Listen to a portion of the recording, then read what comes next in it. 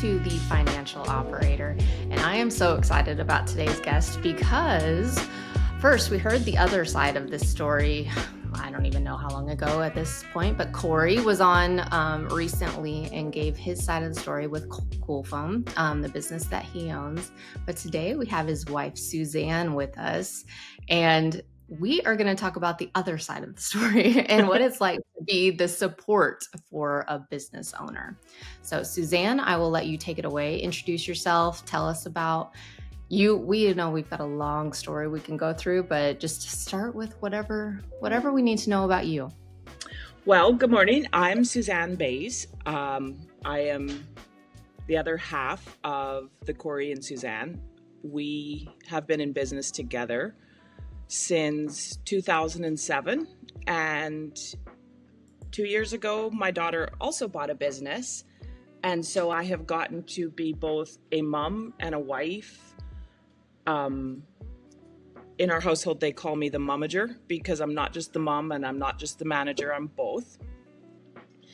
And to be honest, for many years I felt disconnected from our Kool Foam business. So to give a little bit of background, Kool Foam is a spray foam insulation, which has now gone forward into blown-in insulation and just general house energy or building energy.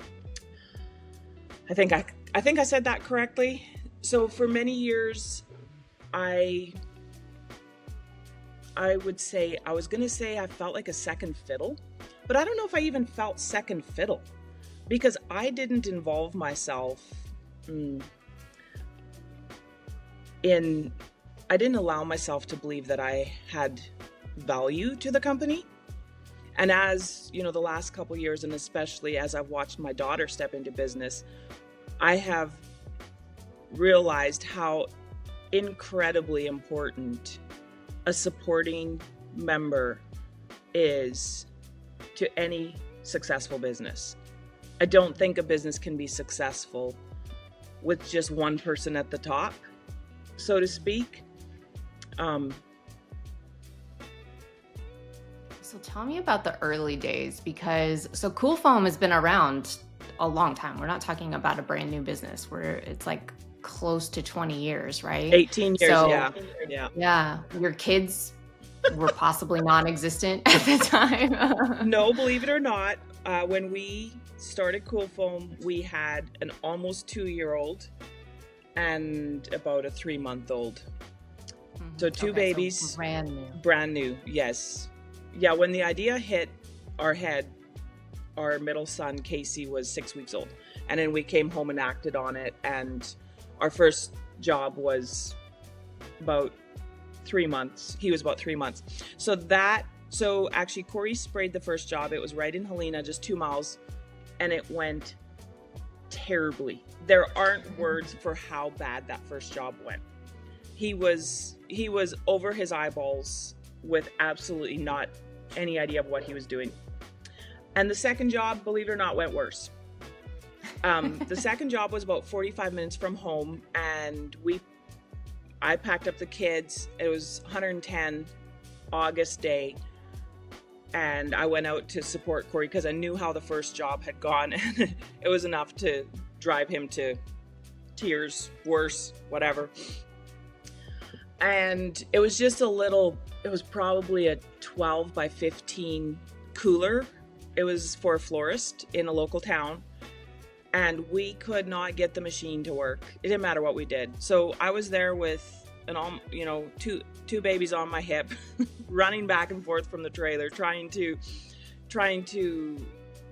help Cory understand this new machine that neither him or I had any clue what we were doing. We ended that night hot, tired, and pretty much ready to run that trailer over a cliff.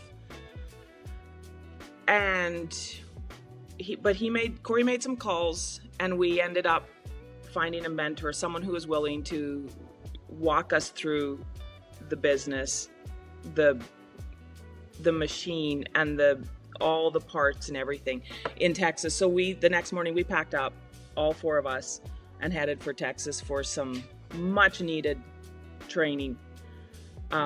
So technically, to back up a little bit, Cory was supposed to, he had the people he'd hired or he bought the machine from, they committed to training him. They did not hold up their end of the stick at all. So we found our own. And after that initial couple days of training with the friend in Texas, we got launched. But there was still a lot of great learning curves. For probably 2 or 3 years, if the job was big enough, I would pack up the kids and at least go help, do clean up, do the prep, whatever. Cory did the actual application, but I was on the scene just to, be a second set of eyeballs and hands, and the kids were usually with us. So that's what startup looked like. That. So a mess, like any other business. They never seem to start smoothly, right? Or never go the way that you think that they're gonna go. No.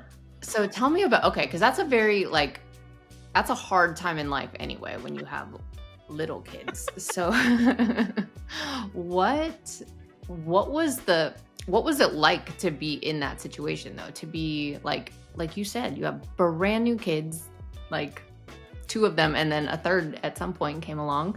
And so what is it like to be, you said second fiddle a while ago, but that wasn't, were you fourth fiddle, fifth fiddle after business, probably the kids, you're just kind of being pushed away, not pushed away, but pushed to the side?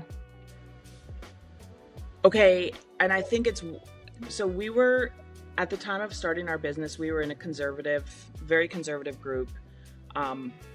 Cory and I had both been raised. He was raised to step into business construction. He'd been in construction since he was 15.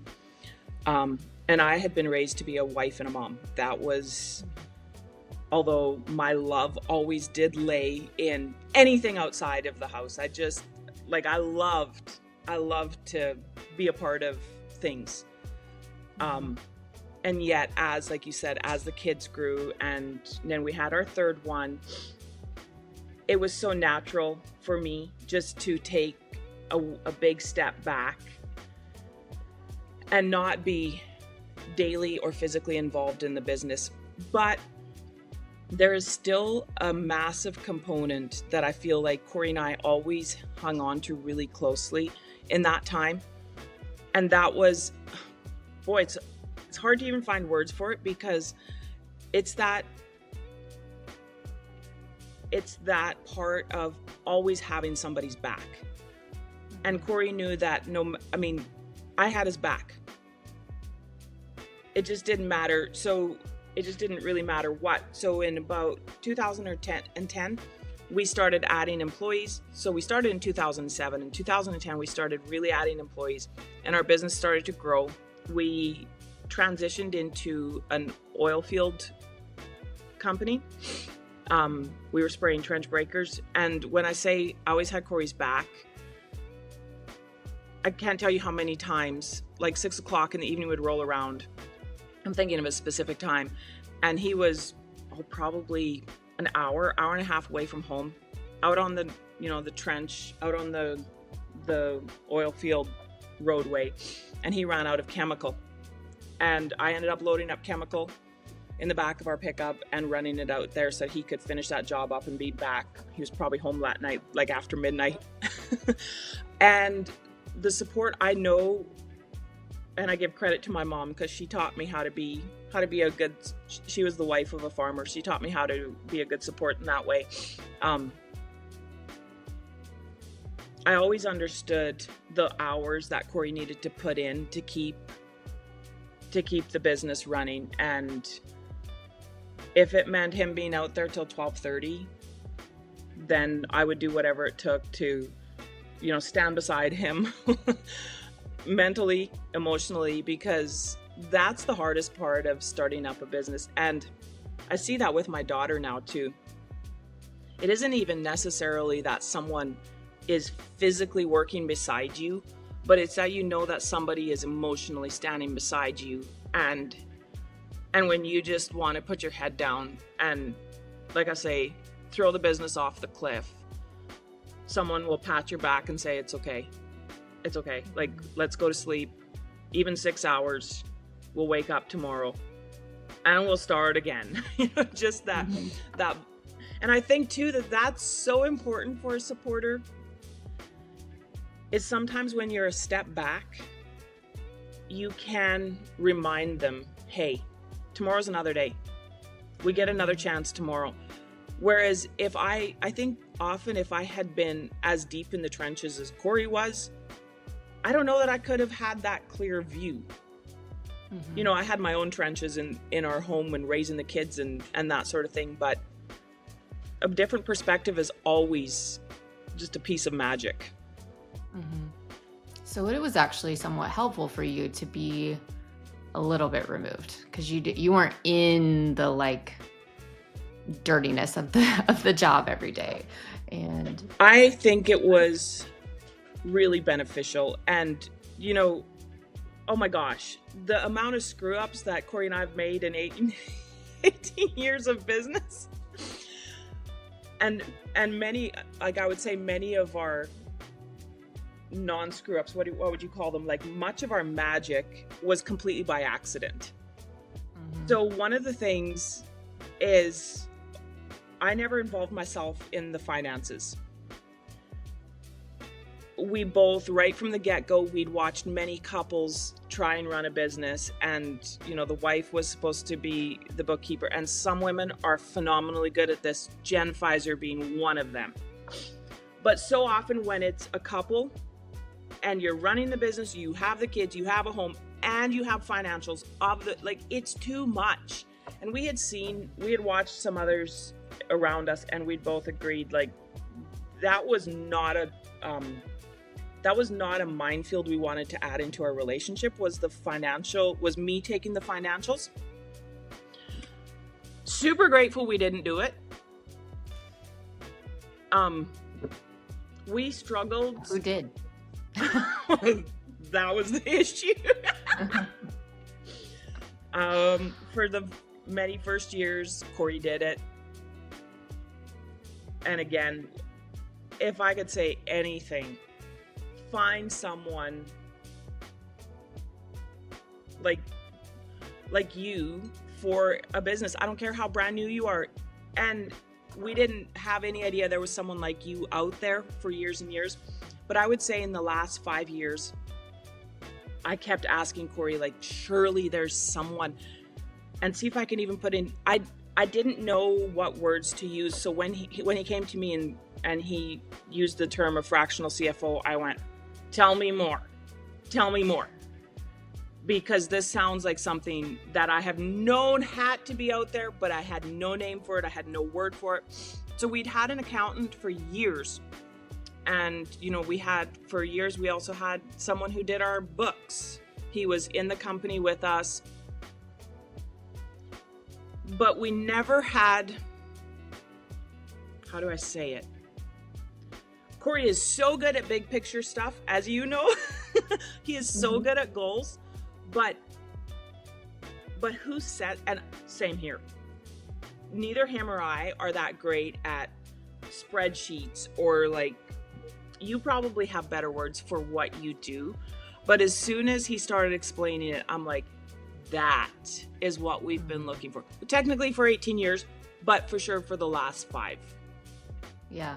Well, and I think from my perspective of working with the two of you, it was simply like, he knew he needed to sell, but he didn't know how much he needed to sell, right? Like, it was just kind of this random number that he would pick out. And literally as soon as I was like, it kills me. Every week I send him his report and I'm like, deposit X amount. And he's like, okay, done. Like 10 minutes later.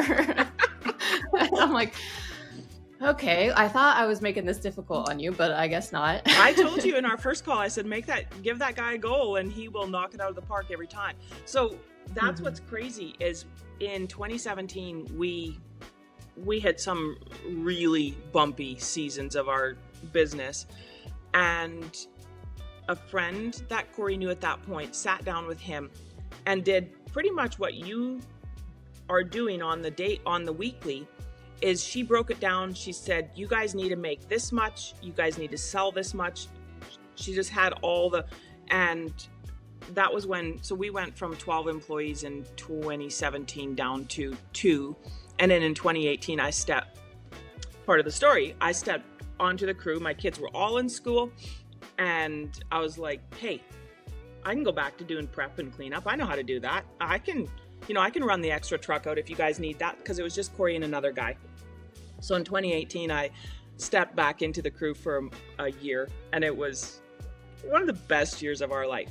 But anyways, in 2017, when we had to let everybody go, this friend she did one time. She told Cory, she gave him the numbers. Cory and his employee put it up on a big whiteboard, and it was one of the best years of business for us. And Cory nailed it every time. He was doing everything in the company. I mean, with me and his other employee, but he was kind of doing it all. And I had seen that happen in 2018, and I knew as soon as he started explaining what you were going to bring to the company, I'm like, oh, this is going to be good. Yeah. And you two are such a pleasure to work with because of that, right? Like, it's just, I mean, I feel like a puppeteer sometimes, in the best way possible. Not like, but I'm like, oh, I wonder what I can get them to do this week, right? Like, yeah. But it's just that, like, sometimes having that number, having that, like, okay, this is what you need to bring in cash, but go out and sell this because this is your future number too, right? Like, having both of those things too is such a game changer. Well, and something I have watched and studied for a couple years is an emotional attachment to money. And I knew it, but Cory and I, again, and everybody has this, but we had a lot of emotional stories wrapped around, were we a failure? Were we enough? And money was the language of, yes, you're enough. No, you're a failure. Like and there was so much programming in our head. And I think, boy, I don't know who it would have been. I love people like Jen Sincero. I don't know if you've listened to her. She gives me giggles. But it was probably, I was listening and I realized that as long as a person has like a really tight emotional attachment to money, you kind of can't grow. Okay, where was I going? Don't let me lose my train of thought with that.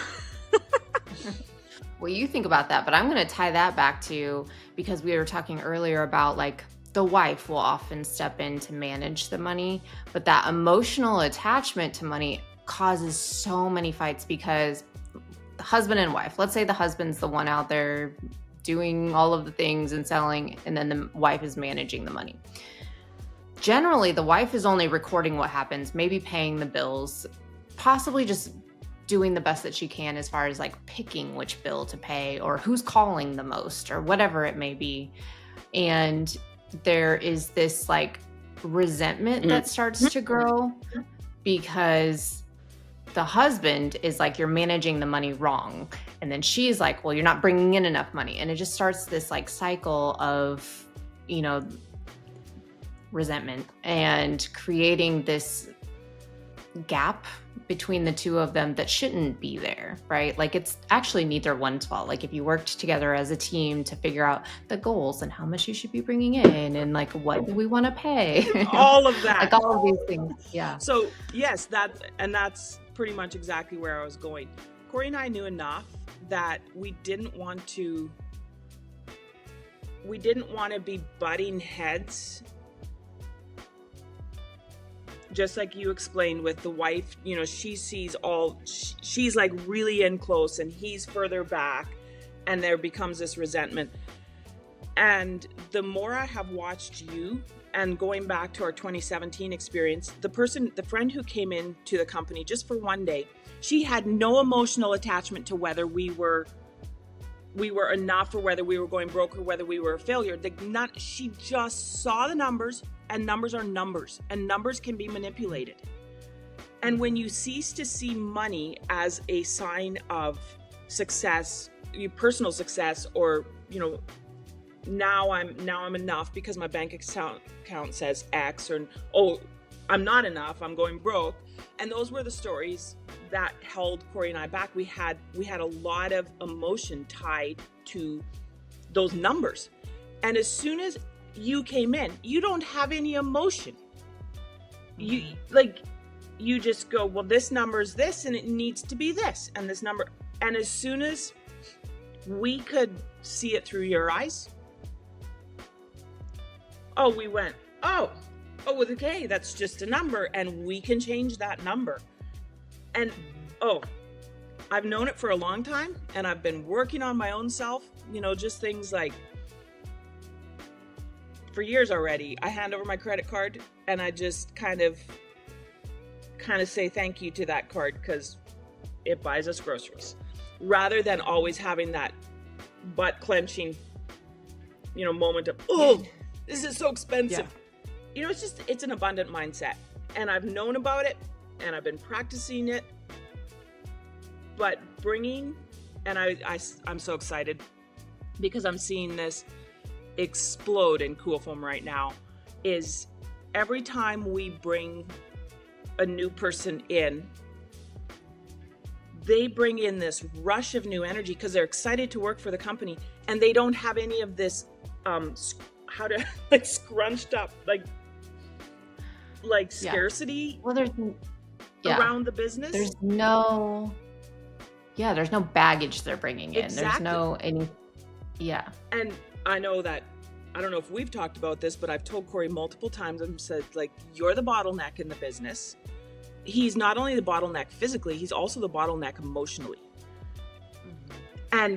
And the more he can relax that emotional bottleneck and allow people to bring in their non-emotional opinions, we're just growing and having an absolute blast.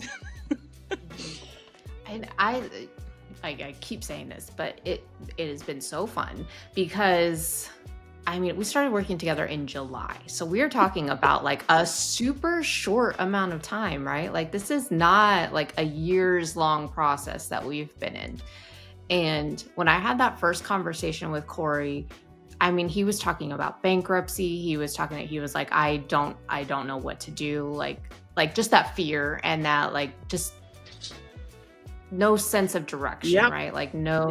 Let's just cling to anything that's possibly a way out. And since beginning of July, so we're talking maybe 4 months. In that time, bankruptcy is not even I told him yesterday, I'm like, you would be laughed at this point if you went to a bankruptcy attorney. They would be like, what the heck are you even talking about? But just having that direction and those kind of thoughts about okay, this is what I need to bring in. This is what we and we've talked about goals constantly and where are you wanting Kool Foam to go? Because when going back to that, you had 2 employees, I think it was Cory and then 2 employees. Yes. Quickly, and every time I talk to Cory, I'm like, what has changed now? Because I feel every time something has happened. But it was quickly, okay, one of the guys actually turned in his notice because he was having some health issues. So we pivoted and we're how do we keep this guy? Well, that meant you had to grow really quickly. So we did that. We pivoted, made a position for him. And then Cory's like, well, I need 1 person. I'm like, nope, you need 2 people. Let's hire 2 people. And he was like, I could see his eyes get real big when I said that. You could see his eyes going back to that bankruptcy thing. Yes. Yeah. And he was like, we can't afford that. And I'm like, yes, you can. It'll work. So, and all of this happened, in that first month, maybe, July, probably, when all of this kind of started to unwind. Hired 2 employees. And then then it started becoming, because Cory is currently acting as the salesperson. And so it was like, all right, he wanted to hire a salesperson. I'm like, yes, but like, let's hold off on that for a second. Cause I actually think you need to build out your team and like make sure that you can actually take on more work, because that's what you're going to get with the salesperson. So anyway, there's just been all of these conversations, but it's like, so now you have, how many employees do you have now? 1, 2, 5? well, in the shop, 4. And then Cory's VA. Assistant. Yeah. And you. So 5 employees. Yep, me. And then we were talking yesterday, because we were talking about that sale. He came back to me and he's like, I need a salesperson. So then we came up with a new solution for that. I mean, he's probably told you about that, but I was like, this is going to add in so many salespeople and not any overhead. That was because I still think you need a bigger team actually outspraying in order to be able to support a salesperson. So anyway, that was a whole tangent, but I'm in awe of you two, and like with the direction, like how quickly you have been able to just like grab hold and just run with this, and everything is falling into place because you're just like, boom, this is what there's no emotion to the money. Again, to go back to that, it's like, oh, this is what we need today. Okay, let's go do it. And just that like boom, boom, boom, like firing out what's needed to be done rather than like sitting in this, well, I'm not really sure what I need. And I just cannot say it enough to other startups, old businesses, whatever. Gather a team of people around you who can help you see both, who can help you see the big picture, but more importantly than that, break it down into how do you eat an elephant one bite at a time. That is, Cory and I are really good at creating elephants. I mean, it's what we do with life. The hard part is we need someone to help us go like, no, take the bite here. And you have been doing that. And I want to touch on one other little part that our whole household has been talking about, because remember, we've got our oldest kid in business. Our other kid actually went into corporate, which is so funny to watch because none of us have ever done anything corporate. So it's a hoot. It's so good. But the word margin. And if I would go back to my, the 2007, 2008 part, I would tell myself that I am the margin maker of the business, and how incredibly important that is to be able, and what I see that as in my mind's eye is I always see margin as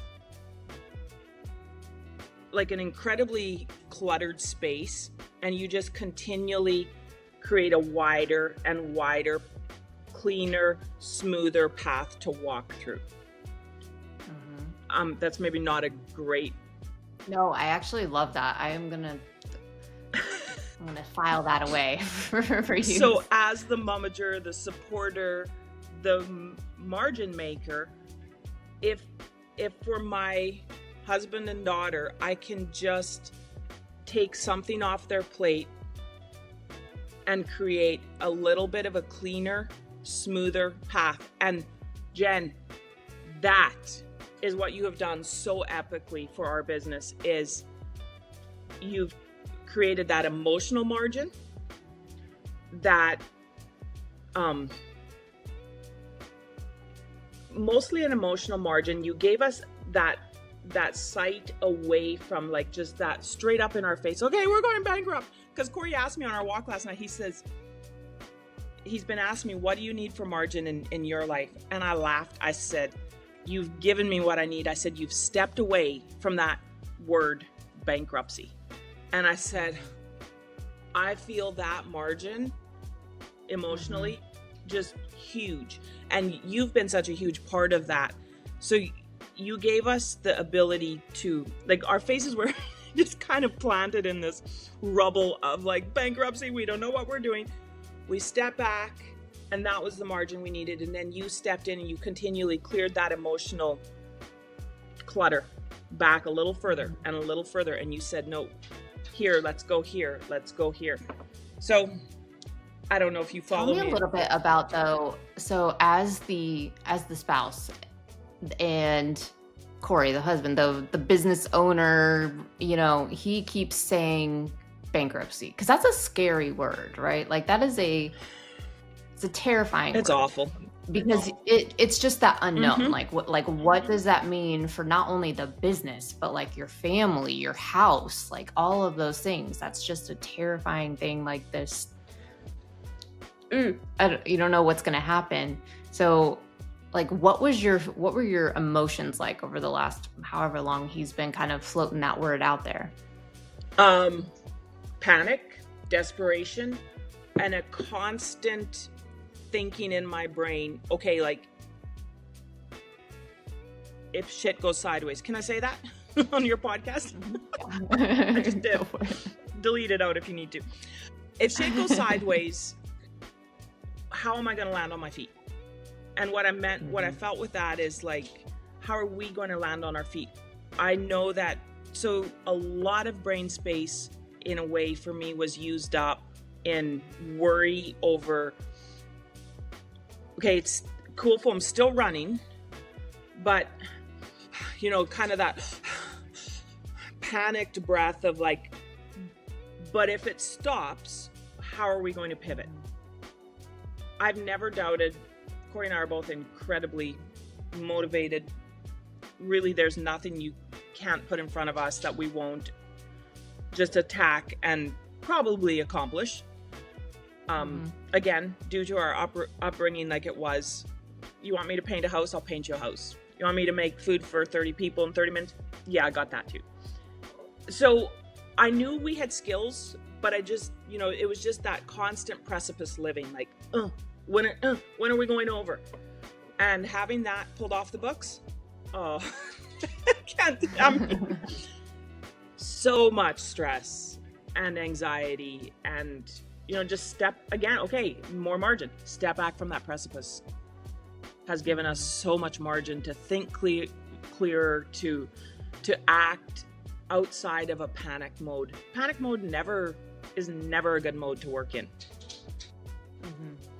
Well, and like you just said, it starts creating this, like, you start putting one foot out, like, okay, well, I need to start thinking about what my backup plan is. Like, how do I get out of this? What is my next move? And so then it like actually shifts attention away from what you need to be focusing on. Exactly. Oh, that's been the magic that I've watched in Cory is he kind of always had one foot outside of his business because he didn't know when that business was going to go over the cliff. And now, I mean, he's got both feet in, he's got the reins in both hands, and there's, you know, we're not plunging over the cliff anymore. And when a person can get focused like that, what kind of magic can't happen? Yeah. And I even in my conversations with him have like that first couple of times when I would be like, what's your goals?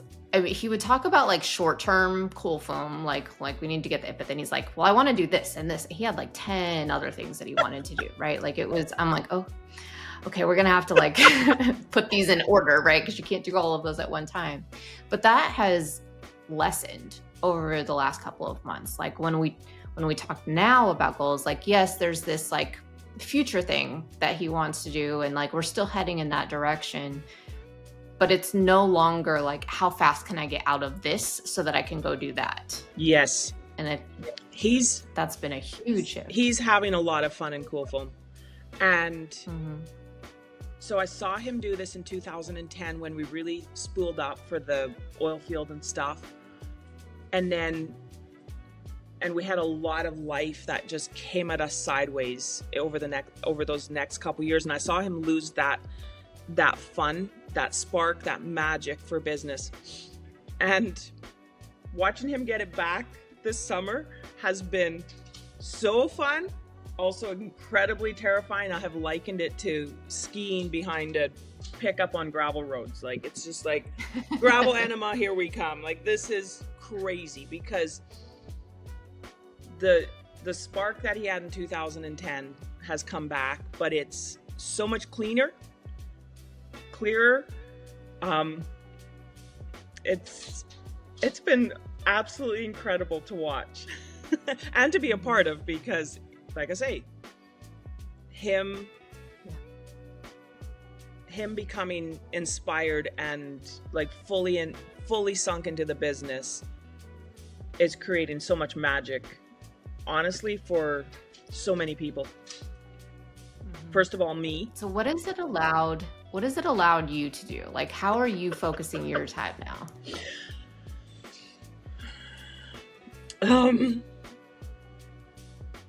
That's a tough one because I'm a little bit behind. I'm still cleaning up, okay? We've been, and growth mode has, I was journaling the other day and all I came out with was, I'm a sanitation expert. Like, I am just cleaning up trash. But it's good. Growth like this, again, for me, just has, Cory's gone longer hours than he has for years. It means that, with our youngest, I'm pretty much 100% responsible for everything for school-wise, he needs. Like, Cory doesn't step in there much.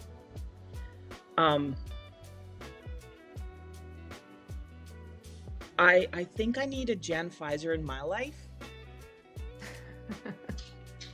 To help me. I'm working on creating margin. Well, and now, because you have two business owners now, let's talk about that, because you have, yeah. So not only do you have a Cory, you have probably a mini Cory, in the same sense that you're like trying to help two people. How is that change? And is it different when it's your daughter versus when it's your husband? Yes, it is different. My daughter and I have a different relationship than Cory and I have. I think I'm actually a better partner to her. Of course, because I've learned a lot of lessons than I was to Cory in the beginning. I know that yesterday her and I had a long conversation. She wanted to sign up for an event that she was asked to do. And my first gut instinct was like, this isn't going to go well. But I just sat back and listened a long time. And we kind of went through the logistics of it all. We went through it about 3 times. And finally I said, listen, you can say yes. But I said, I about guarantee you're going to be pissed when you get back. I said, go ahead and say yes, because it sounds like a lot of fun. But I said, it's not the moneymaker you want it to be. So I don't think I was ever that clear with Cory. And then I just kind of stepped back out of it. And she goes, yeah. So she says, you're right. So I'm learning this on the fly from watching you with Cory, is Brooklyn needs someone who is not emotionally attached to all the little fingers of her business, who can listen and go, okay, but logically think this through.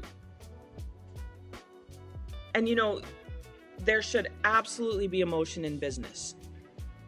In all this, what I'm saying, emotionally, because who can run a business without passion? You can't. So if she had looked at me and gone, okay, but this event just like tugs at me, I'm like, let's go, girl. Let's go do it. Who cares? Who cares if we lose or if we just break even? Let's go do it. So again, being a supporter, it's a hard thing to actually describe, because you want to fan the passion, you want to fan the flame, and you also want to constantly be the unemotionally attached person. So it's kind of this weird this weird role of oh yeah, like hype girls cheerleader squad, and like no, I'm your accountant, here's the black and white and the red, and you don't want to be there.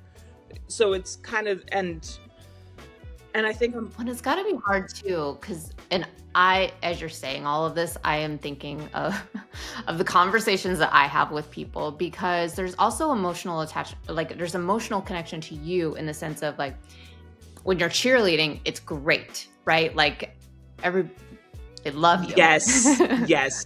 When you are bringing in some logic and just like, think about this, it's like you're against them, right? Probably, or at least a little bit. There's that little bit of like, no, like, why are you telling? And I do the same thing. So I'm like, I need to take a step back here. And some of these,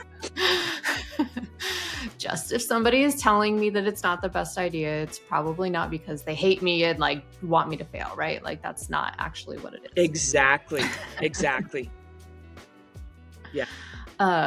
So how do you navigate like having those conversations? Because I can do it. I can tell Cory, no, this isn't a bad idea, because like there isn't that emotional, like you've said 100 times here. Like I am not personally telling him that like, no, I don't believe in you. I don't think you can do this. It's just like, maybe not right now. Like the numbers can't support that right now, or maybe let's focus on this. When you are that wife or mom that's telling somebody no, like how do you not get the backlash from that? So in Cory and I's relationship, and we've been together 24 years, so I think that needs to be noted here.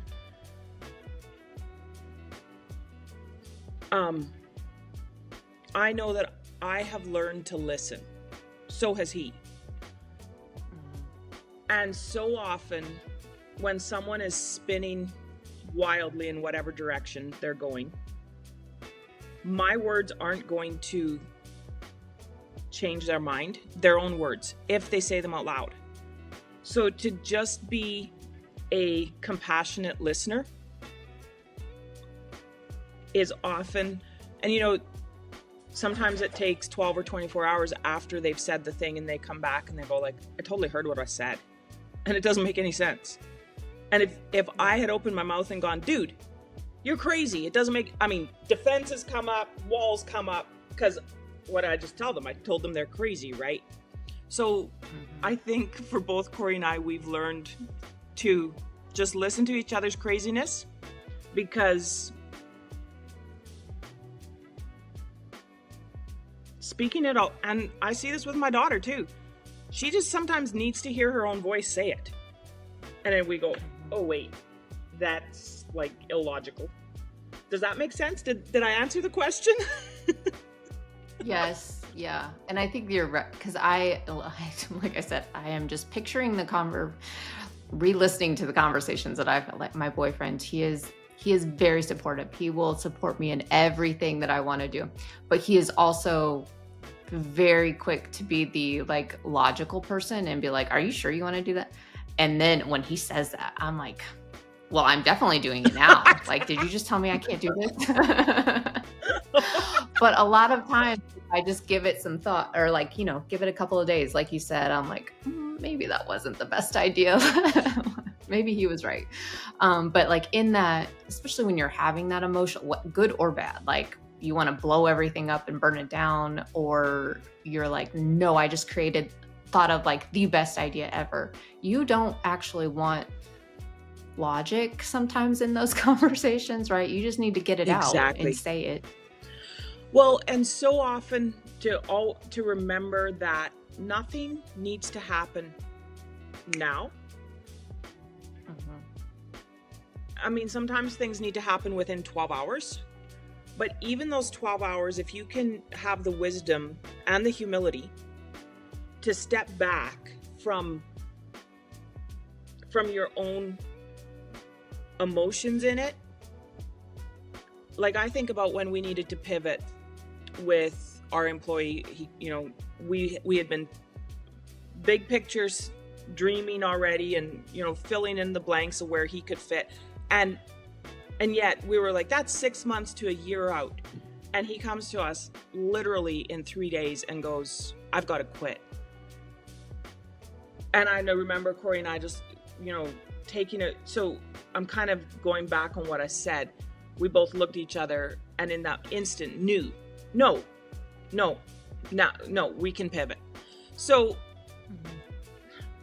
so many things are. I think that had come from like already having conversation. Like you'd already kind of talked through it many times. You were just kind of forced into the position, but you were just like, no, this was already part of the plan. It just got moved up quite a bit. So, business is just crazy. There's so many parts of it that, well, I've been laughing at myself because I feel like I live a life that's called two truths and a lie. And the two truths of the life story are always opposing. Two things can be true at once. And I feel like business is so much like that. Like, yes, you need to be able to act on a moment's notice with no emotion. And yes, you need to be able to be super passionate and think, give yourself that space and that gap between. And it's just crazy. Like, how do you describe these things when they're opposing and yet they're both true? Take the step back. No, do it in an instant. I think it comes down to confidence and knowing that, like, okay, take it from someone who has been a part of a business that has been wildly successful and wildly a failure, and yet never quite, and everything in between. You'll be fine. Whether you make that decision, like, I think what has held Cory and I back so often is that we always call them monsters under the bed. Is that monster that something we're going to do is going to screw us over or screw us up for the rest. Like it's this fear of an instant decision that it's going to obliterate us. It's going to, and actually now when I'm saying that out loud, that's really good for me to hear because we've been in business 18 years. There's nothing you can't come back from. Mm-hmm. I tell people this all the time. I'm like, just make a decision, because very rarely, very rare, like 0.1% probably, is the decision that you make either not fixable if it's the wrong decision, or like maybe it leads to this chain of events. But again, maybe you might go through a rough patch because of that decision, but it's not the end of your life. It's the like pivot. Like there's always room to pivot, and the faster you're able to figure out.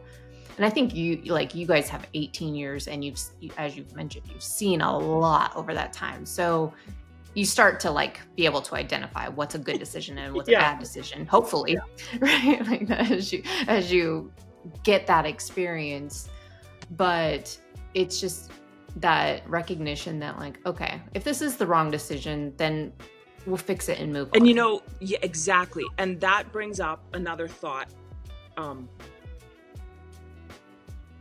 Something to take your mind off that you're going to make this horrible decision that's going to absolutely obliterate your business or blow up your life. So having watched our daughter again step into the business she's in, there's multiple businesses like her in our community who have already, in the 2 years she's been in, come in and gone out. And it hasn't been one, it's the fact that they didn't show up consistently. And I've seen Cory do this in Kool Foam, and I see our daughter do it, is, you know what? If you can't make it to the job the day you said you were going to, show up with a phone call. Just show up. And when you live your life like that, then no decision is a bad decision, because when you're showing up every day, you're constantly course correcting, you're constantly readjusting. Like there's no, I think about a ship. One of my favorite poems is, it is the set of the sail, not the gale, that determines where you go. As that shipmaster, you don't violently turn that ship. You just constantly adjust. And that's because you're on the boat. You're showing up every single day. And, I look at so our daughter's in coffee, and I look at the people who leave the coffee industry. It's because they didn't show up. They were there one day, they were gone for 2, they marketed one day, and then they didn't market for 3 weeks. They weren't adjusting that sale. And you know what? Big old kudos to Cory. Honestly, I've seen that dude show up for 18 freaking years. And there's been times we've almost gone under, but we just keep adjusting that sale, adjusting, little bit by little bit. Okay. Well, I think that's a great point to end on, because I don't know that I could have said it better than that. But thank you, Suzanne, for being on the show today. I feel like we only covered the surface, so maybe we need to do a second interview and follow up on a lot of this stuff. But tell people how they can reach you if they want to. What would you like to share as your parting words? My parting words: if you're a supporter, know that you matter 100%. And I'm saying that back to my own self. I'm on social media. I'm a mom, I'm a wife, I'm a momager, as you heard. But I love to connect with people. And, I dream of big things in my future when I launch these kiddos and all the good things. So find me on social media, Suzanne Boehs, Boehs, and shoot me a message. Let's chat. Yeah, I think you could be a great resource for people that are wanting to possibly murder their husbands. Yes, I was going to say wives of the industry. Come on, let's unite. All right. Well, thank you, Suzanne. It was a pleasure. And I'm sure I will talk to you soon. Thank you, Jen.